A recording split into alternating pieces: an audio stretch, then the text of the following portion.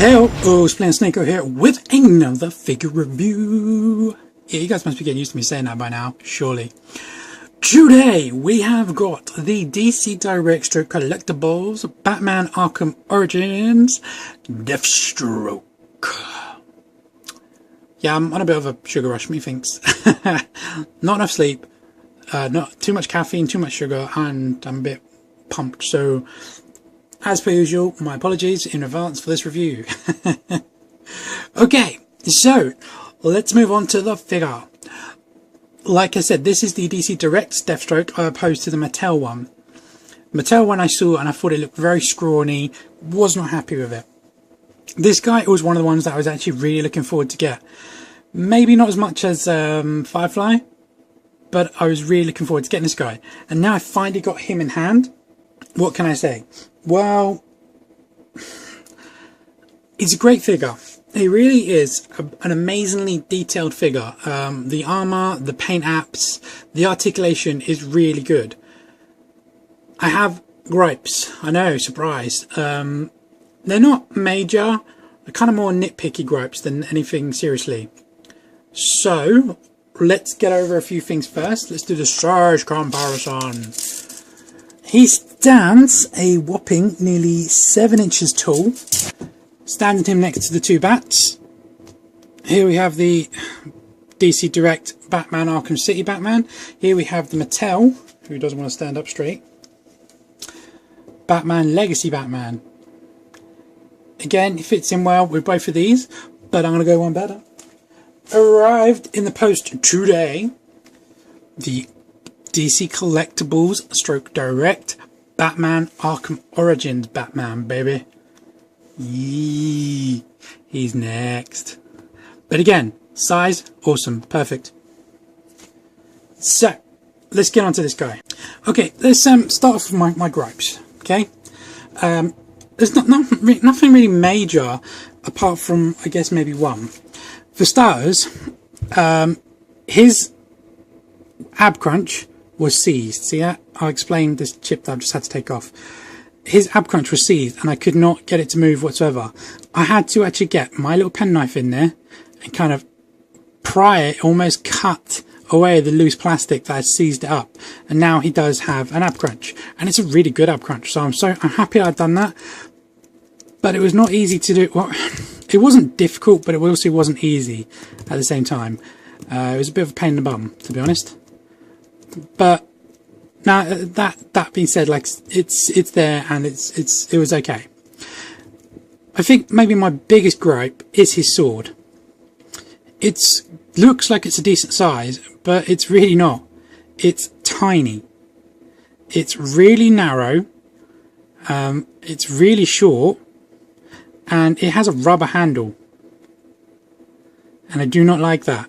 My buddy Ronnie, who I mentioned in my last two videos, he told me that his broke, and he's asked me if I can trade him a sword that will fit. So I've said I can help him out with that. Okay, so sword, ab crunch, and then my only last real gripe, final gripe, is his leg articulation. Now he does have T-cut hips, which is good, but he's also got a hulking, bulking armor on his legs, and it hinders it greatly. That's as far forward as it goes, and that's like as far out as it goes. Now, for a martial arts character, I think that's not good. I think they should have incorporated that into the mold and maybe improved his articulation a little bit. But like I said, these are only nitpicks, really. They're not do or die things. I can deal with the sword. I can replace it if need be. I can deal with the ab crunch because I fixed it, and I can maybe alter these, or I could deal with it because the guy looks awesome. Come on, let's face it. This guy looks freaking sweet. Loving the colours in the guy. It just looks really, really decent. There's nice metallic light kind of sky blue, and all the paint scratches going all throughout him. Everything's really well detailed, really well sculpted. The armour looks absolutely amazing. This guy looks like he would kick the bejesus out of everything. Now, that being said, I want to do a quick comparison next to his comic book New 52 counterpart. You can see they're quite different. Their suits are almost completely different. The real likeness would be the head sculpts, or rather the helmets. And I really liked this. This has kind of a bit of a traditional look, in the sense that he does have scale armor in the his classic comic, you know, lycra thing. That's something that's very cool about this guy. This guy, kind of the only thing that has you really going for him as comic related is basically the colours and his head. Trying to think of anything else. Yeah, the mask. Plus he does have the bandana coming out the back, whereas this guy doesn't, just has a solid helmet. So moving on, so let's go over his accessories. Man, I'm really in a weird mood today. His sword. Now, like I said, it's a very, very thin sword. It really is tiny. If I grab I've got Talia's here. Now, this is Talia Al Ghul's. Okay, so it's the female version, not Raz, and I'm going to put it blade to blade. Something not quite right there. When a girl's sword is bigger than your sword. Not to be sexist or anything, it's just a really tiny sword. Now, I know some ninjas do have like smaller swords, and I think that's what this is supposed to be, but it's just, I don't know, I prefer longer swords. Now, this rubber handle really annoys me because it's very fiddly to get in his hand. You can't just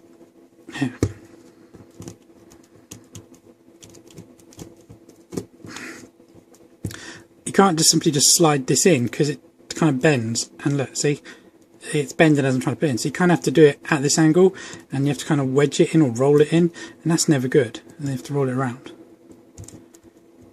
And then once you get it in, it's okay. But if you, because it's the way his thumb is posed, if you have it at, whoops, eBay message. If you have it where it's levering against that, then it will just kind of tilt the whole thing forward, and that's just going to add stress to it, and it's just going to snap. I mean, if I show you this at this angle here, let's zoom out quickly. It's like, bleh. I don't know.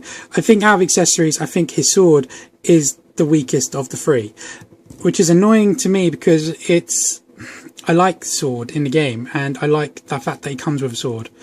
But it does fit in the sheath really nice, and it does keep it pretty straight, so I do like that. He also comes with this pistol, which is just a Desert Eagle. This seems like one of the most popular guns going these days. I know it's like a honking big gun, and I used to actually own a replica of one of these. I don't have it anymore, but it's a they are very big and heavy guns, and this is actually one of the nicer I've seen, sculpt wise. You've got a attachment point from the bottom and on the top by the looks of it, and it's got a really nice detail to it. I think the black on the handle is a bit messy. It's not supposed to be going up there, it's just supposed to be literally the grip. But apart from that, I think it's really, really nice. Now, he does hold it pretty well in this hand, but the only problem is you kind of have to stretch the fingers to get it in there.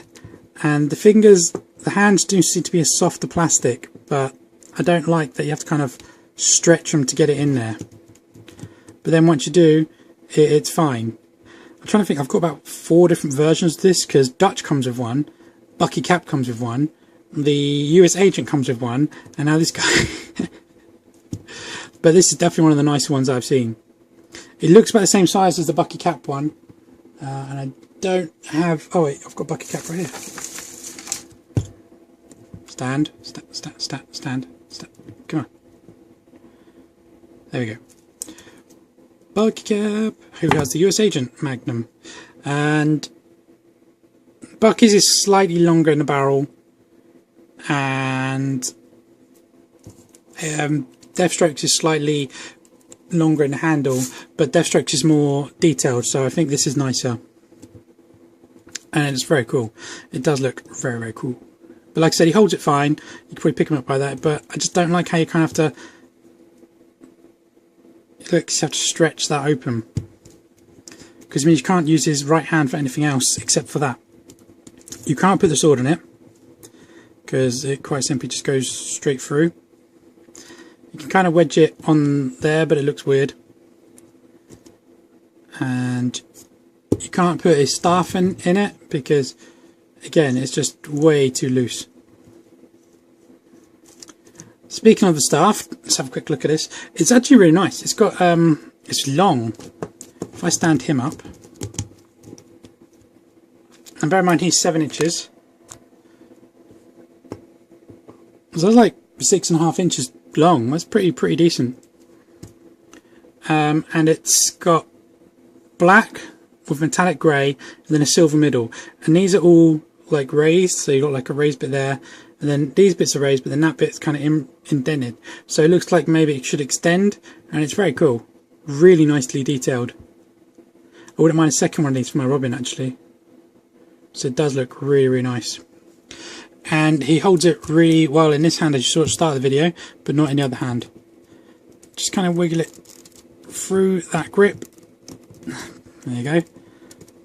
Get to the middle part, and he holds it fine. So you could use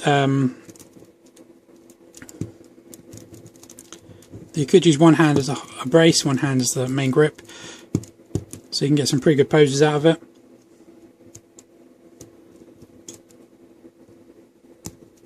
It's very cool. You could also just roll it out, but not always wisest. Something I think is quite funny is how he has a thumbs up hand.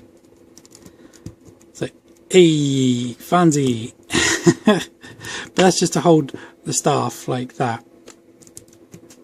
But it's very cool. So let's go over his details, then we'll do his articulation.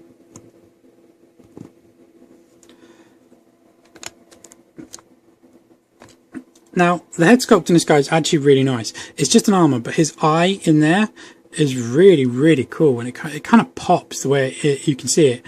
It kind of looks pissed off though.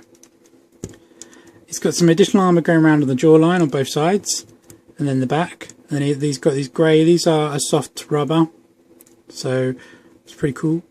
These armour plates, separate pieces, shoulder pads, some shotgun shells by the looks of it on his shoulder arm, which is interesting because he doesn't have a shotgun. Ammo clips and pouches. Now I thought this armour plate here was a separate piece, but this is, and this isn't. This is actually part of the sculpt. His belt, on the other hand, is a floating piece, and I don't think it's attached anywhere. So it's attached at it's attached here, but it's really nice. Got some grenades on it, some extra armor. It's very cool. This is also a separate piece, and this actually came out unglued when I was trying to free his ab crunch, but just glued straight back on. Nice easy fix. Don't know what this is supposed to be. It looks like a camera almost. I think that's supposed to be. I don't know. The armour in the arms is very cool as well, and his hands are really nicely detailed. His trousers. He's actually got a holster for his pistol, which is nice. I think it should go in deeper. It feels a bit high, if that makes sense. In fact, you can see there's a gap there where the trigger goes. That should be in here, but can't get it to go any further. There's just no room for it. But it's snug in there. It doesn't look like it's going to come out. The thing itself is like rubber and very wobbly, but it's also it's well attached. So I'm not worried about it falling off. This one is a hard plastic, and then he's got more armour down on his legs. Just armour everywhere. This guy looks like he's a walking tank of armour. It's crazy. And it's a very cool figure.